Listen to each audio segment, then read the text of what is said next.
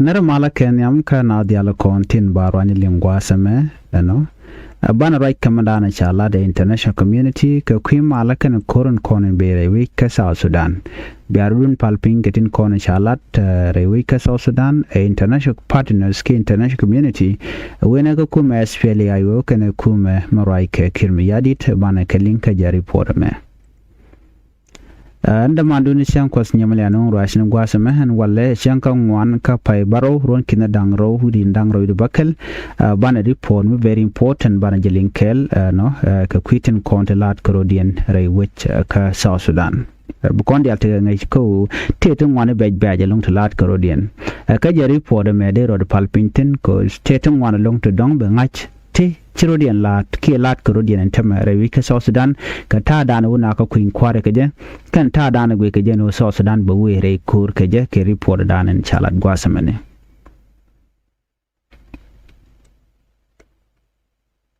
Well, one of the biggest political stories ka jen tam to continent,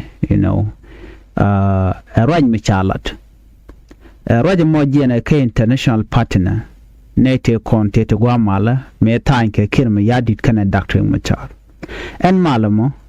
jen a malmi very important me dan e chatan kan international community ti sharen mate shwalka ke torika jen mat boni tishop ka diok kan shwalka rodi ne torika kan bon to sigro ja lonka kwi doctor machar ko do da dak machar der barar ke jere ti gen ko de male da ne shikana tan kene kirmiya de kana nyoko millet kana toy ka jene mat kum ne dang jok kum ne am United States kum rewde United Kingdom kum de di Norway kan kum dang jok ti ke kum bombom kan dial United States ke United Kingdom ke Norway kan chardian mat kelene ko de kan South Sudan de kan support ko do badan de ko de South Sudan de wen yam ko je ne ko korgon ber long chikanon no ne de South Sudan de te kamal kan ete konte tan kamal edan 2018 peace agreement kan ete kon dier long kan ete kontinere wike junub ka South Sudan ko china chicken de chuch mi yen guyen support dan top ke kan wi dang dogti ti shalke troi kati la United States United Kingdom ka jan Norway support mi ditalong dier kan Canadian content ra wika South Sudan kan chiga do ra wiki juba ka dol mi dit andolo mo South Sudan peace monitoring body kan representative ne ken ning troika ke ning bonni dang doctor ti ke wi dang doctor pai consult ken latin ala kan chiga dier ka jan gera pai selp kim yadit pai ngwan pai ger ke jamane te cha gera kirme yadit selp kirme yadit te chagar kan te chagar ton ka kan te konte cha yat pin ke 2018 gwaze dan e tan ka maltan chitorika kum United States ke kum Norway ke kum United Kingdom chikan la do ne end result change men cha approved a parliament kine de konde la jumoni re wiki juba kane very concerning dear na ka je ko ne menu de jen wodi ki that peace agreement e dan che je ka tadan jikan lat keja kane ne kan panken kane de to kane ngone ne ka peace agreement dan e cha tan me cha tan doctoring machar kane self ke ma yadit Kananget kan ne 2018 peace agreement again the only peace agreement men biso dan bi nang niam dikala da joje ne tela bon kel karwade me de decision dara jemek tela simple kirma yadit tela je chuon ko jen dara decision dara jemek karwade tela other party tela kuma SPLA tela Dr. Machar kangeten mete me gar ka de kan bondi al de kan nyur de kan ben gwaskel de ka rodian cap ka de rodian tejano antama ko in kwar che weni am ngum bu kon lat ban ngoda ti bana ka lele bana ka ger ko ngote gar ka ngote bombu am ti ayat pinke 2018 peace agreement te cha de men ger ma don ka jo cha la de troi ka gwadme kanene Can no single party should decide on major change without consulting the other signatories. Can it tell one kill, Madame Mode Kager, a can of one of the and a can of Jalaler. She can edit Jitrika, Kakum United States, Kakum United Kingdom, can Norway, Chicaladone. Ashwanko, de Panden Kokian, Chitkakum SPLI, de Kalaler. Which can knock, then they can go ahead, they can some change, they can come back. Chika representative niti tin beka troika chikana gak a kanman chalat a kume kirme yadi de can shichong a can illegal. Go on that peace agreement and a chatanya can a political foundation kajan current transitional government and kumu kula region terma wiki juba a can shakaje kajan 2018 peace agreement a chatanya Dr. Machal Chatani Dr. Machal a teleway no more day ring Machal de Jokumi Poike Jok Ki Toke Jogon which they are part of that agreement while Jera Medan a Kumal Kujalatine Wag Moja Dr. Machar Chuang Ku Dala Ramande consult me take some change to Kwamek Mijakuma SPLA SPLM IO Maraika Dr. Machar first vice president ka commander in chief ko take shung dial ko de ja consult first and then mutate de gerda kona greeting mutalaria kan then de ka kula we ka wonyam na mo chala do kel mi ci self ke ma yadi te duir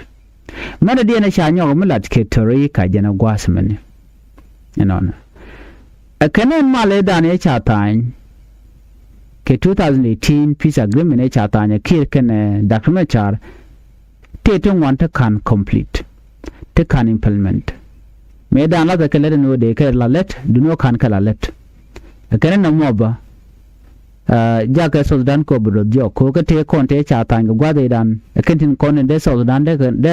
kan ko nyo do de Sudan ko nyo do no wanene ka wanene ke do me je ke do me gwae to working complete ke kan ka tuk you know ka gwade dan chaga tanya lokati de tuk right now question one na ngam de belge kwidian mu logo de malamo dere we gwaste kere kwa men di alte kon de cha ya pinya ngam logo de ka we nyam so ko bu kon kulit taka ngin mu gwano en male dan e cha time ke 2018 peace agreement and were very important ke take a long di long banjele ngwad menen mulu kon jok ci kon ngaje no so Sudan je tire kur mi dit karun dang de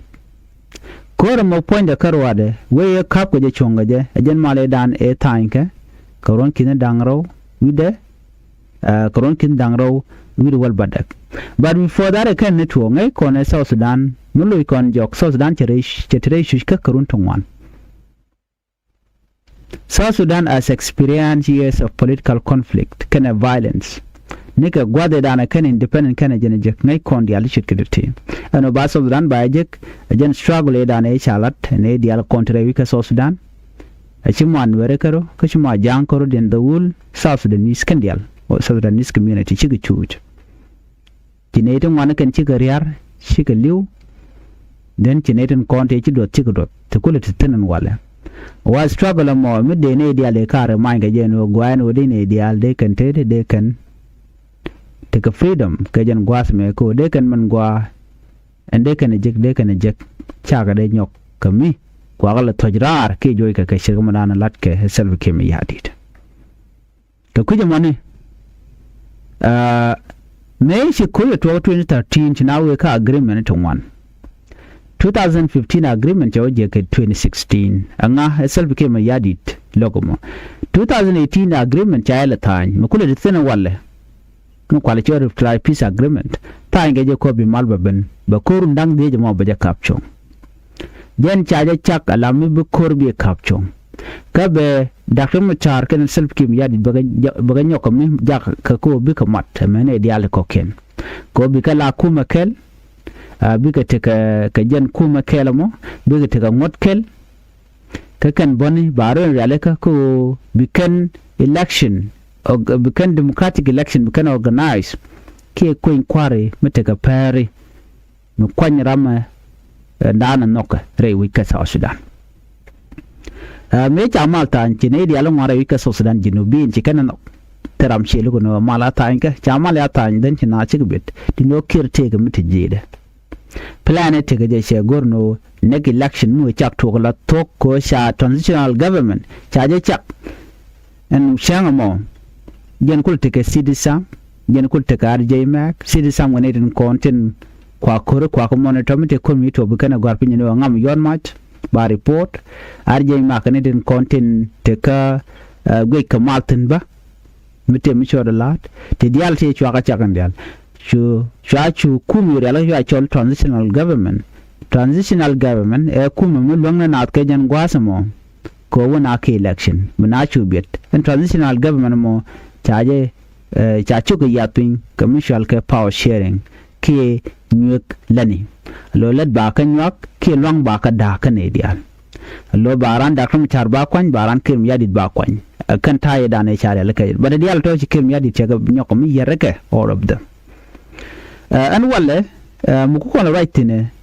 o ci ji America no kan ji United Kingdom ke ji Norway shi ka ban yala no shamale dan chaje yar kan won mal jatin kan mitele 2010 peace agreement we mean that tell mi shala mal de nyong ne je nyok ka zero level biade ngaje no ne melat ke je ku ko de da kuma charme da nanga jere wi ke juba nanga je nanga kan editi shewe karwa de alajen ka shawo kam je korba jene jen ko chala do maltete an walle me cha yene kim yadi ke ko re da na ki to kan nasir me je to gene ci selbe ke me yadi ko sha ngaje no charama da na gontare je ku yen den che yene nyok je stability en che nyom kwanye je yere 2018 peace agreement da na jikana tan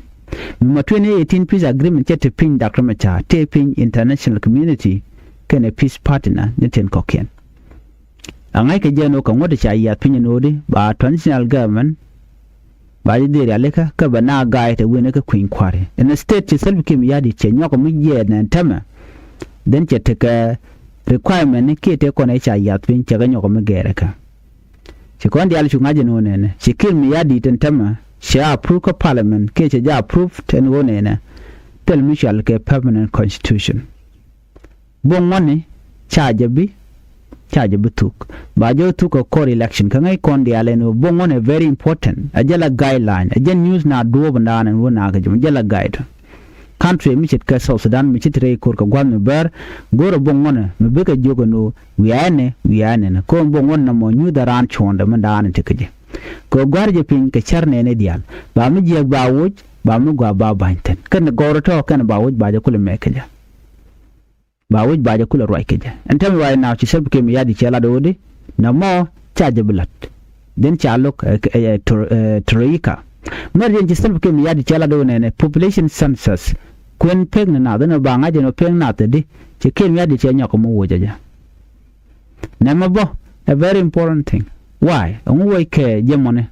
ka gwa ba pena ba jangach ijen ba olat ka kor kemi cha kuin kware cha jalat na mo jen dob dan la kuin kwa la je yer keje any democratic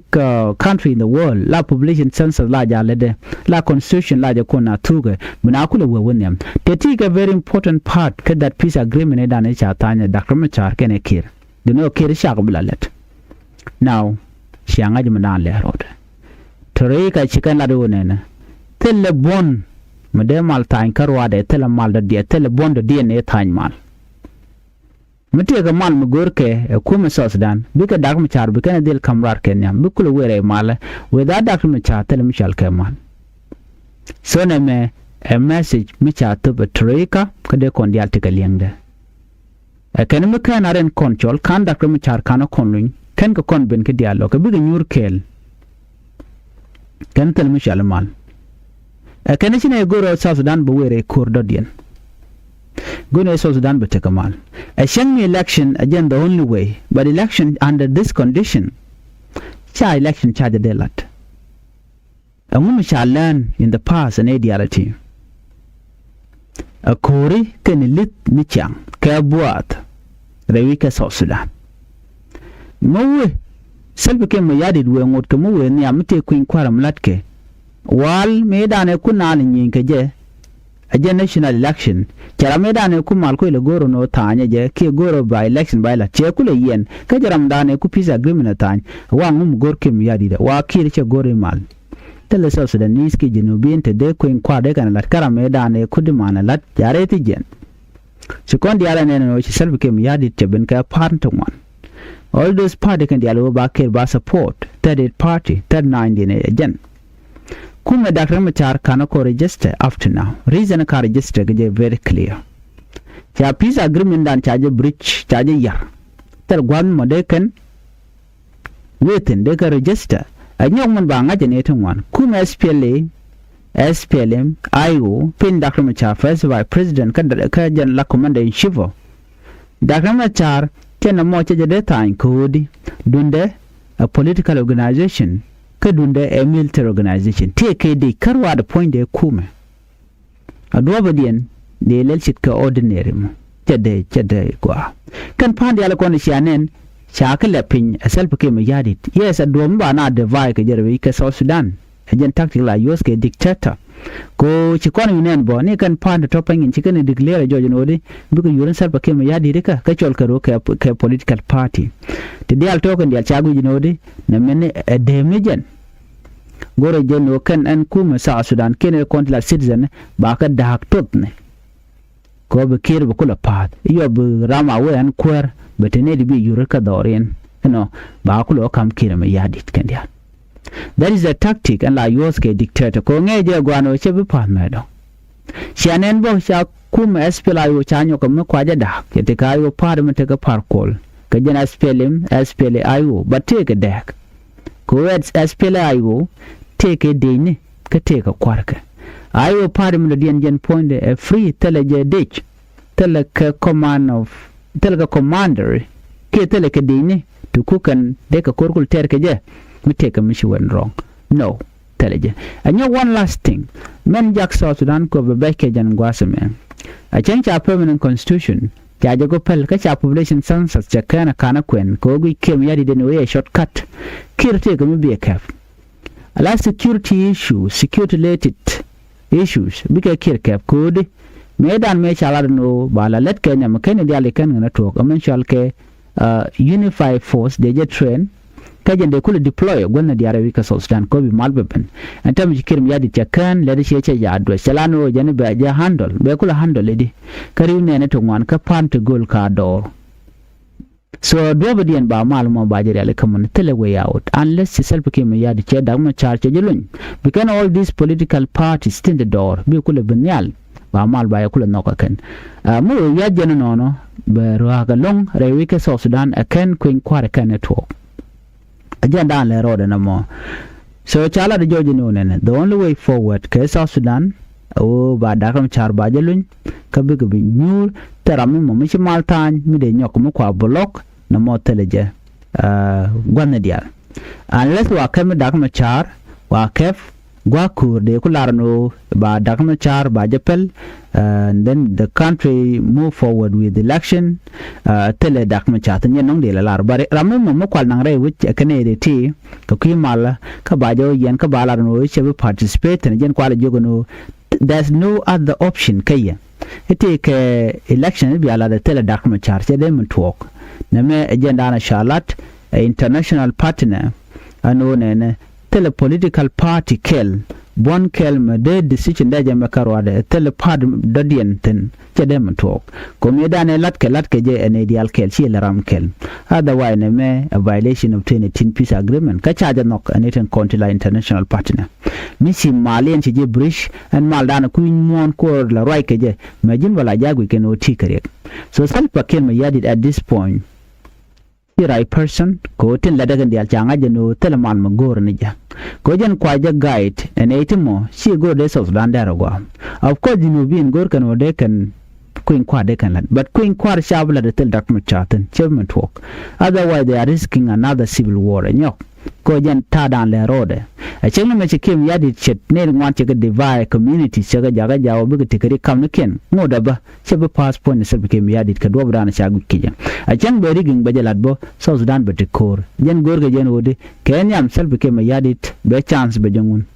Dr. Machar berar, and then after that, Dr. Machar berar, which a berar, Chacoban Nurar, then what will happen? Because Walton one, then after that, Benara ko refugees de where a week South Sudan, ko Canada Conbo coin. I change Dr. Machar Baquanya, change yourself Mayadi Baquanya to other people tend to quade can an unkaka, Canada Con la quar. So for that reason, a Mazano Dr. Machar berar, then Baradi al Bakalat. Banyo Jaka another report and a tiger man, bye bye.